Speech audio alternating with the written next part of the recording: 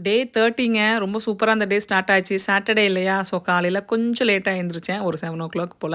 அதுக்கப்புறமா எந்திரிச்சுட்டு நம்மளோட dry fruits juice குடிச்சாச்சு. இது வந்து டாக்டர் ஷர்மிகா சொல்லியிருப்பாங்க இல்லையா? அந்த மெத்தட் தான். அப்படியே போட்டு குடிச்சுருவேன். ஸோ தண்ணி பார்த்தீங்க அப்படின்னா, நான் நைட்டு ஊற வைக்கிறேன் இல்லையா? அதே தண்ணிய வந்து வடிகட்டிருவேன். ஊற வைக்கிறதுக்கு முன்னாடி நல்லா 2, 3 தடவ கழுவிருவேன். இன்னைக்கு லஞ்ச் வந்து பார்த்தீங்க அப்படின்னா, காலிஃப்ளவர் ரைஸ் போட்டிருந்தேன். ஆனா காலிஃப்ளவர் வீட்ல இல்ல. அதனால மஷ்ரூம் போட்டு பிரியாணி மாரி பண்ணிட்டேன். அது கூட வந்து பச்சை பட்டாணி எல்லாமே சேர்த்துக்கிட்டேன். ஸோ கொஞ்சமா மஷ்ரூம் பிரியாணி, அப்புறமா ஒரு முட்டை வச்சு சாப்பிட்டாச்சு லஞ்ச் அதுதான் இன்னைக்கு.